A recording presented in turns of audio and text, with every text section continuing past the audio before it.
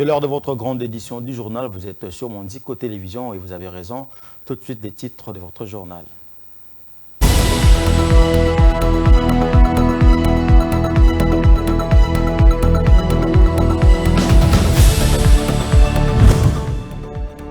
Plus de 200 députés sont déjà présents ce mardi 23 avril dans la salle du congrès du Palais du Peuple pour le primaire entre 3 membres de l'Union sacrée pour voter un candidat commun à la présidence de l'Assemblée nationale. Les élus nationaux sont prêts pour un exercice purement démocratique. À l'initiative des structures congolaises Congo River et groupe Utalikwetu, avec un concours de l'ambassade des États-Unis à Kinshasa, une grande rencontre de portée internationale sous forme de conclave du bassin du Congo a débuté le lundi 22 avril au centre CEPAS et prendra fin le mercredi 24 avril 2024.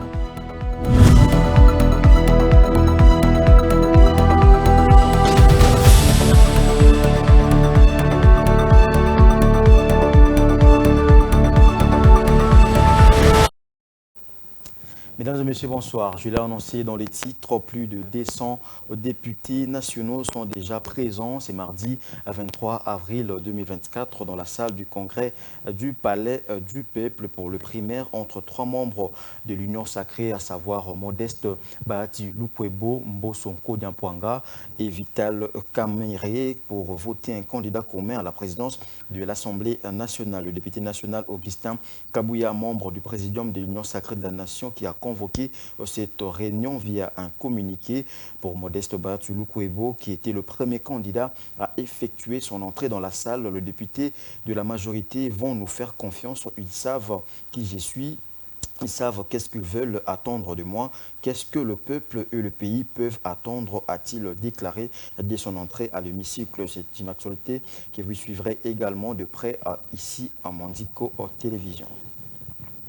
Parlons sécurité à présent, le vice-premier ministre de la Défense, Jean-Pierre Bemba Gombo, a clôturé à Kindu, dans la province du Maniema, le lundi 22 avril 2024, la formation de milliers de commandos de la 31e brigade de réaction rapide au centre d'entraînement de Loama. La cérémonie de remise de brevet s'est déroulée en présence notamment du gouverneur du Maniema, chef d'état-major adjoint de FARDC chargé des opérations et l'inspecteur général de FARDC du commandant région ainsi que de beaucoup d'autres autorités politico-militaires de la province. Regardez.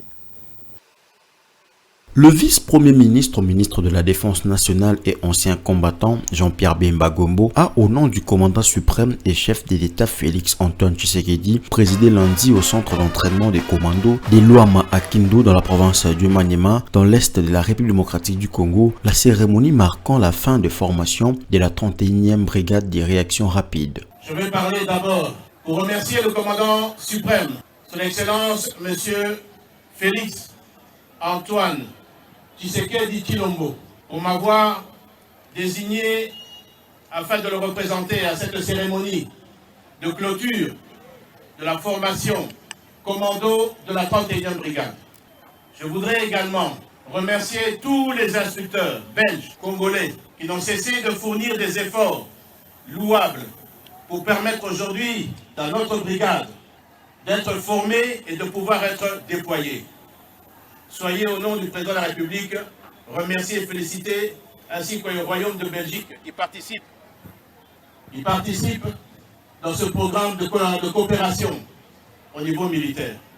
Sikoyo, officier, recrue, Monsala Oyo, Boyekoli Awa, ils allaient pour la défense et l'école Nabiso.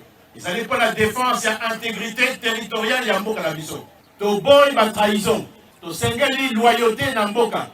Loyauté na Constitution, loyauté na commandant suprême, Nambo Kalabiso, président de la République. La formation de la 31e brigade avait débuté le 17 juin 2023. Elle a été planifiée sur 9 mois et répartie de la manière suivante. Formation militaire pour une durée de 4 mois, entraînement commando pour une durée de 3 mois et simultanément, un recyclage des unités de la 31e brigade des réactions rapides a été également organisé. 8 semaines ont été consacrées à la révision, le test et la manœuvre finale, mieux l'exercice des synthèses en forêt profonde. Plusieurs milliers de stagiaires commando ont été entraînés pendant pendant 3 mois aux différentes tactiques commando en mettant l'accent sur la condition physique, l'utilisation du terrain en profondeur et les techniques de tir au combat dans le cadre des opérations spéciales et surtout en tenant compte du contexte opérationnel du moment en RDC, a précisé le commandant du centre d'entraînement. Pour le représentant de la Belgique, partenaire de cette formation, une enveloppe de 20 millions d'euros sera allouée par son pays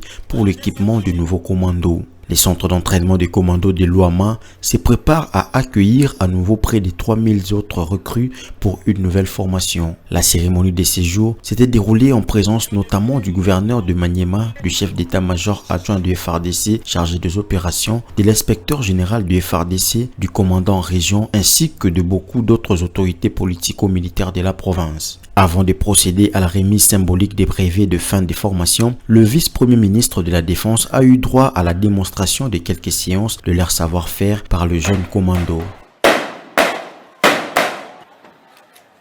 Il s'y est dénoté qu'avant de quitter la ville de Kindu, Jean-Pierre Bemba a inspecté l'évolution des travaux de construction de maisons qui devront abriter les anciens rebelles engagés dans l'opération de désarmement, démobilisation et réinsertion sociale. Sur place, Jean-Pierre Bemba a constaté l'évolution significative des travaux. Plusieurs dizaines de maisons bien électrifiées et branchées au réseau de fourniture d'eau y sont déjà érigées. Elles sont également meublées. Comme pour dire, tout est déjà presque prêt pour accueillir ceux des combattants qui accepteront de suivre le processus des DDRS.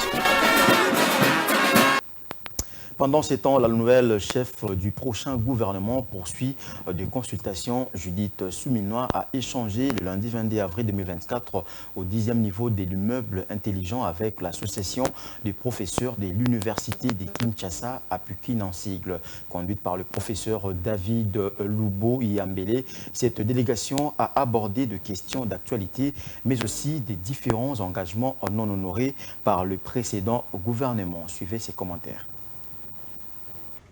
Avant de présenter son programme à l'Assemblée nationale et avant son entrée en fonction en tant que chef du gouvernement, Judith Souminois Toulouka veut avoir un tableau de bord des différents secteurs de la vie nationale. Parmi les secteurs visés dans ces consultations figure également le secteur de l'enseignement supérieur et universitaire. Pour ce qui est de notre entretien, il a tourné autour de 4 points fondamentaux. D'abord, la situation générale du pays. Et nous avons parlé de la fourniture d'eau, d'électricité, les conflits à l'est du pays. Et nous sommes entrés dans notre secteur en rappelant les engagements non tenus par le gouvernement précédent, notamment ce qui a été convenu à l'accord de Bibois. Nous avons insisté sur le véhicule qui reste à distribuer et l'argent qu'il faut pour que chaque professeur obtienne son véhicule. Nous avons parlé de l'assurance. Et cette assurance est en train d'évoluer et nous demandons vraiment que sa pérennisation soit une garantie. Et nous avons demandé qu'il y ait un texte légal qui consacre la pérennisation de l'assurance santé, maladie, invalidité et obsèques. Bon, nous avons parlé aussi du barème. Nous avons remis une grille barémique pour lecture et surtout pour application. Parce que nous ne pouvons pas laisser Madame la Première ministre seulement avec les théories. Nous avons été concrets en amenant une proposition de grille barémique. Voilà d'une manière générale, sans oublier les questions internes à l'Université de Kinshasa. Selon plusieurs observateurs et analystes, l'enseignement supérieur et universitaire est un secteur sensible qui conditionne non seulement l'avenir d'un État, mais aussi façonne les intellectuels, les dirigeants et les savants appelés à diriger les pays aujourd'hui ou demain. Il reviendra à l'actuel Premier ministre d'avoir un regard attentif dans ces secteurs, surtout avec la nouvelle réforme mise en place avec le système LMD. Par ailleurs, la délégation de chefs coutumiers de la République démocratique du Congo, reçue en cette même journée, plaide pour la mise en place dans le prochain gouvernement d'un ministère spécifique en charge des affaires coutumières. Le Conseil supérieur de l'autorité traditionnelle et coutumière RDC rappelle l'urgence et la nécessité de rétablir le pouvoir coutumière durant cette nouvelle législature qui connaît la présence d'une femme à la tête du gouvernement central. Le gouvernement dirigé par Judith Suminwa est également très attendu face aux multiples défis que traverse la RD Congo en cette période précise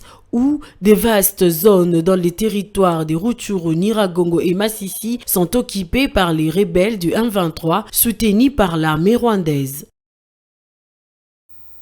C'était là un commentaire signé Grace Mayo. Les associations corporatives et syndicales veulent également apporter leur pierre à la construction du prochain gouvernement. La première ministre les a reçus le même lundi 22 avril 2024 à l'hôtel du gouvernement dans le cadre de consultations en vue de la formation de son gouvernement. Regardez. Les associations corporatives et syndicales ainsi que les mouvements associatifs de la République démocratique du Congo ont été invités à s'entretenir avec la première ministre. C'est dans le cadre de consultations qu'elle mène pour la formation de la nouvelle équipe gouvernementale. La Société congolaise de droits d'auteur et droits voisins, Sokoda en sigle, a souhaité voir le prochain exécutif national prendre en compte les problèmes des artistes et auteurs. Nous étions invités par Madame la Première ministre en marge de ces consultations pour la composition du prochain gouvernement. Et voulait nous entendre, nous en tant qu'artistes et musiciens, et en tant que Société nationale de droits d'auteur et de droits voisins. Voilà. Nous avons parlé de nos différents desiderata que nous rencontrons, et on espère qu'avec sa venue, à la primature, beaucoup de choses vont changer. À la délégation du Conseil national de la jeunesse, Judith Suminwa a réitéré la volonté du président de la République qu'elle tient à matérialiser. Elle veut accorder une place de choix aux jeunes dans son gouvernement et dans ses actions. Et elle nous a fait justement part de ces 6 engagements du président de la République faits à la population lors de sa campagne. Mais en dépit de cela, elle a ajouté la volonté, sa volonté personnelle et celle du président de la République de travailler avec la jeunesse et à pouvoir valoriser et accompagner les actions de la jeunesse. Le comité national et le comité provincial de l'Union nationale de la presse du Congo, UNPC, ont aussi été invités par la première ministre. Ils ont plaidé pour plus de moyens à la presse afin d'optimiser le travail des médias. Comme nous l'avons demandé autrefois au président de la République, il est plus qu'urgent que les moyens mis à la disposition de l'UNPC soient libérés le plus tôt possible pour que nous puissions organiser cette corporation, mais également accompagner le gouvernement. On fait toujours appel aux journalistes pour défendre le pays, pour informer l'opinion sur ce qui se passe notamment à l'Est, mais la corporation n'a pas les moyens de le faire, ni logistique, ni de moyens humains par rapport aux structures. La loi donne obligation au pouvoir public de subventionner la presse en RDC. L'UNPC espère qu'avec Judith Suminwa, la presse nationale ne se plaindra plus. Je l'ai annoncé dans les sommaires, coup d'envoi le lundi 22 avril 2024 à Kinshasa du conclave sur le bassin du Congo. Les représentants des 5 pays qui ont en commun le forêt du bassin du Congo prennent part à ces assises de 3 jours. L'objectif est de conjuguer les efforts pour mieux protéger les forêts et lutter contre le réchauffement climatique. Le gouvernement congolais bénéficie pour ce faire du soutien de l'ambassade des États-Unis, dont l'ambassadrice en RDC a pris part au lancement de ces assises. Les représentants de la RDC, du Congo-Brazzaville, du Cameroun, du Gabon et de la République centrafricaine sont réunis pour étudier les voies et moyens de mieux conserver les forêts des bassins du Congo. Ils veulent le faire pour lutter contre le réchauffement climatique. Lucie Tamlin, ambassadrice des États-Unis d'Amérique en République démocratique du Congo, a donné les raisons pour lesquelles son pays a accepté de travailler en collaboration avec les pays membres du bassin du Congo et les objectifs qu'ils comptent atteindre ensemble pour le bien-être de l'humanité tout entière. Nous continuerons de travailler dans le cadre du partenariat du bassin du Congo pour coordonner nos efforts avec nos partenaires. Nous restons attachés à l'engagement collectif pris à la COP26 de fournir 1,5 milliard de dollars pour soutenir cet écosystème vital. Ce conclave de bassin du Congo célèbre ces efforts. Le but consiste à rassembler certains des esprits les plus brillants d'Afrique centrale pour échanger de bonnes pratiques, tisser des liens avec des homologues aux buts similaires à travers la région et développer des idées pour des projets qui promeuvent des solutions locales.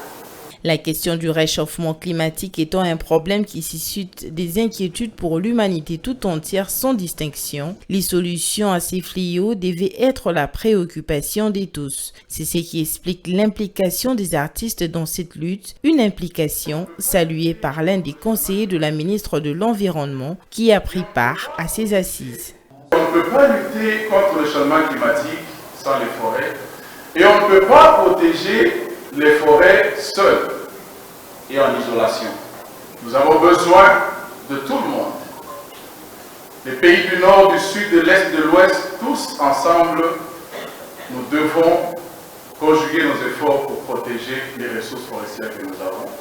Une autre dimension que le changement climatique apporte avec les forêts, c'est la dimension communautaire. Il y a des choses qu'on ne peut pas faire seul. Et la protection de la forêt, la valorisation des ressources forestières et d'ailleurs des services qui rendent à l'humanité avaient besoin de l'implication de tous. Tenant compte de l'état dégradant de la forêt amazonienne considérée comme le premier poumon de la planète Terre, les efforts de tous pour la sauvegarde du bassin du Congo, qui en est le deuxième poumon, doit être une affaire de tous. Dans l'actualité également, les arrêts rendus par la Cour constitutionnelle siégeant en matière de correction des erreurs matérielles le lundi 22 avril suscitent des réactions dans le chef du Congolais. Des invalidations en cascade de certains élus autrefois proclamés définitivement s'y voient invalidés au profit d'autres candidats. À ce stade, une question se pose, est-ce que les arrêts de la Cour peuvent occasionner un climat de méfiance au sein de la classe politique? Tentative des réponses avec Maître Olivier Sona, coordonnateur de la dynamique pour un Congo fort. Il a été joint au téléphone par votre rédaction. Suivez. Je considère qu'il n'y a pas un grand impact. La Cour, vous savez, ne réinvente pas la roue. Les éléments qui ont été mis à disposition de la Cour ont été produits par la CENI. Nous savons tous que les élections se sont très mal passées. C'était très mal organisé, donc ce n'est que normal qu'il y ait autant d'erreurs matérielles. Heureusement, la Cour s'est rattrapée par cette chambre spéciale pour corriger l'erreur matérielle. Bon, maintenant, c'est vrai que ce processus a laissé un goût de cendre dans le chef de beaucoup de Congolais. L'impact, c'est simplement le problème de légitimité que ce processus électoral a créé. Et donc, les députés de la Cour procèdent, bien entendu, de ce processus qui a été très très compliqué. Il appartient maintenant aux acteurs politiques qui ont été élus, soit de façon directe ou qui le seront de façon indirecte, comme les sénateurs et les gouverneurs, d'être acteurs de la tâche. Tout simplement, voilà, le peuple attend. Le peuple est dans l'expectative d'attendre que ces animateurs puissent être à la hauteur, puissent réellement offrir le bien-être, le minimum, simplement au peuple congolais, parce que nous savons très bien que les choses ne se passent pas très bien. Voilà. 4 points étaient à l'ordre du jour lors de cette réunion administrative. L'actualité, c'est aussi en province. Après avoir pris part à un atelier de travail à Kinshasa, les commissaires divisionnaires adjoints du Congo central, Israël Kantou Bakoulou, a tenu une réunion administrative avec les cadres qui composent le commandement de la garnison de Matadi, histoire de leur rappeler les instructions de la hiérarchie devant déterminer la ligne de conduite de la PNC en ces nouveaux quinquennats du chef de l'État, Félix Tshisekedi, nous dit Jocely Masiala. 4 points étaient à l'ordre du jour lors de cette réunion administrative entre le commissaire divisionnaire Israël Nkantou Bakoulou et les cadres du commandement de la garnison de Matadi. L'objectif principal était de relayer les nouvelles instructions données par la hiérarchie de la police nationale congolaise. Cette réunion intervient au lendemain d'un atelier de travail organisé à Kinshasa par les hauts cadres de la PNC, atelier au cours duquel les instructions devant faire déterminer le fonctionnement de la PNC en ce nouveau quinquennat du président de la République ont été données. J'ai parlé avec les cadres qui composent le commandement ici de la garnison de Matadi, axé sur 4 points. Le premier point, nous avons parlé sur les rappels des instructions de la hiérarchie, parce que vous savez, je reviens d'un atelier à Kinshasa où il y avait les instructions qu'on nous avait données par la hiérarchie, comment nous allons travailler pour ce quinquennat du chef de l'État, qui est relative surtout à comment gérer. Il faut gérer autrement. Il faut tenir compte des textes légaux et surtout tenir compte des droits humains et des droits de l'homme. Donc c'est ça. Et pour le deuxième point, on avait parlé de la discipline. Vous savez, la discipline fait partie intégrante, surtout notre métier qui est structuré et puis fonctionnel. Donc les règlements de discipline, surtout le respect de la hiérarchie, le respect mutuel, le respect des inférieurs vers les supérieurs, c'est un aspect où on ne peut pas laisser passer comme ça. Il faut que les commandants soient rappelés à tout moment comment ils peuvent se comporter vis-à-vis de leurs subordonnés et puis subalternes. La police nationale congolaise travaille d'arrache-pied pour un bon rendement sur terrain. D'une province à une autre, les routes menant vers Nyiragongo, Tulunga, Moja et Bugamba dans le Nord Kivu seront bientôt remises en l'état afin de faciliter la circulation des produits locaux vers le grand centre de consommation. C'est le plaidoyer de l'élu de Nyiragongo, Adel Bazizane, auprès du gouverneur militaire du Nord Kivu, le général-major Peter Chirimwami. Images et commentaires. Attentif à l'appel lancé par l'élu de Nyiragongo, l'honorable Adel Bazizane Maeshe et accompagné par celle-ci, le gouverneur militaire AI du Nord Kivu, le général-major Peter Chirimwami, a effectué hier, lundi 22 avril 2024, une visite d'inspection de route visant la réouverture de quelques axes routiers pour déboucher la route qui va servir de désengorgement de route dans la ville de Goma. Adel Bazizane a salué la promptitude manifestée par le général Peter Chirimwami Kuba. Et la journée d'aujourd'hui, lundi, était consacrée à l'inspection des routes. Nous venons d'inspecter la route Turunga. Nous sommes passés par Moja pour aller descendre vers Bugamba. Et je pense que le gouverneur lui-même a vu l'état actuel de la route, qui est une route non praticable. Et il vient de me promettre que dans son budget, il va tout faire pour que la route Tchongo, Turunga, Moja jusqu'à Bugamba soit asphaltée, où il va pouvoir peut-être mettre aussi des pavés si les moyens ne lui permet pas. Donc, personnellement, je tiens à les féliciter. Pour le chef du groupement Moja, ce projet est le bienvenu car il sera le vecteur des développements tant entendus par la population. Il s'y est de noter que l'honorable Adel Maeshe est venu compatir avec la population du Nord Kivu suite à la situation sécuritaire qui se détériore ces derniers temps. Dans le reste de l'actualité, dans la lutte contre les violences faites à la fille et la jeune fille, quelques écoles de Kinshasa sont ciblées par l'Agence nationale de lutte contre les violences faites à la femme, la fille et la jeune fille pour la formation des élèves et afin qu'elles soient mieux équipées sur cette question. Suivez.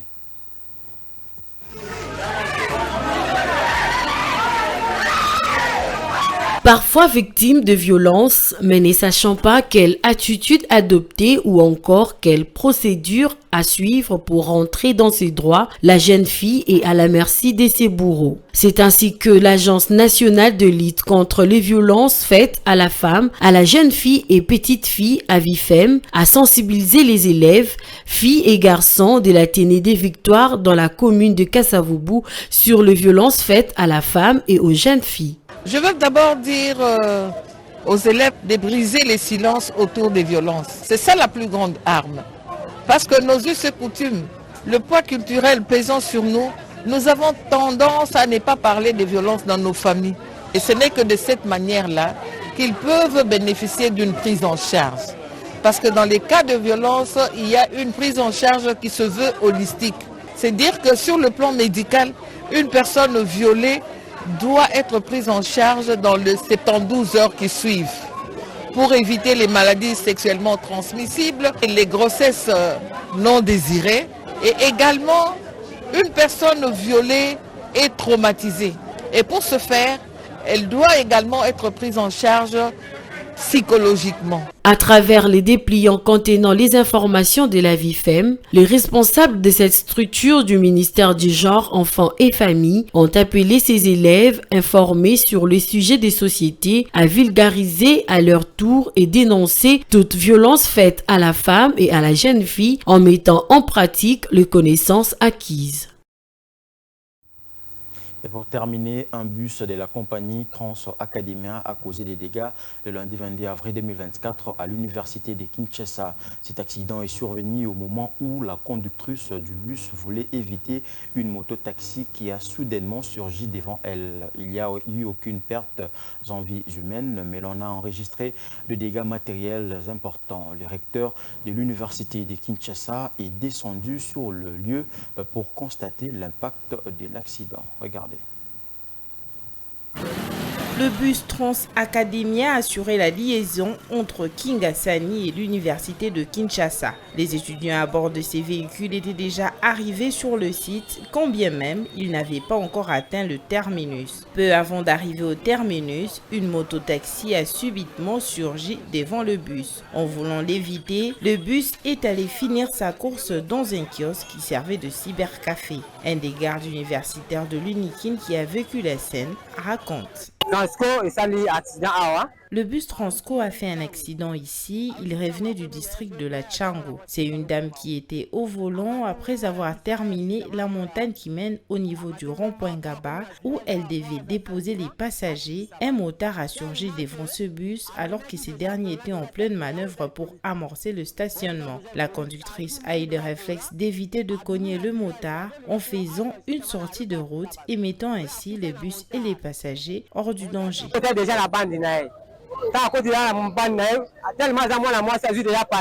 L'accident n'a pas causé des pertes en vies humaines, mais les dégâts matériels sont tout de même importants. Et notre témoin déplore l'impact corporel de cet accident sur certaines victimes.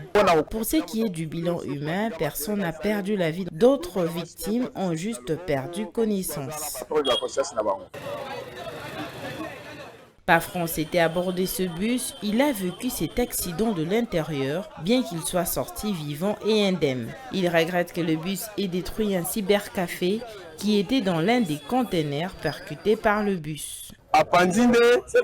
Il a détruit la bureautique d'à côté, il a vraiment saccagé cette bureautique au point où le container est tombé jusqu'ici.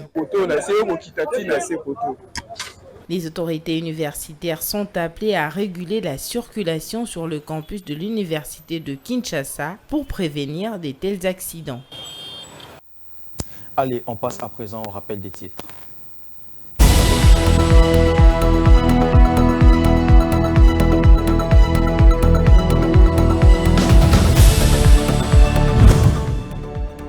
Plus de 200 députés sont déjà présents ce mardi 23 avril dans la salle du congrès du Palais du Peuple pour le primaire entre 3 membres de l'Union sacrée pour voter un candidat commun à la présidence de l'Assemblée nationale.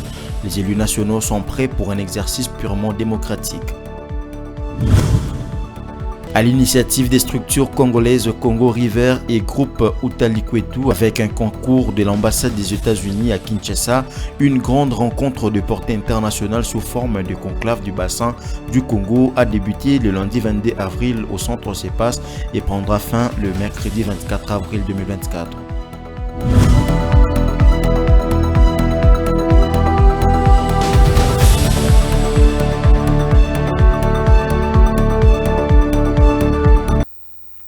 C'était là la grande édition du journal coordonné par Bijou Mouna. Merci de l'avoir suivi. Excellente suite des programmes sur nos antennes. Au revoir.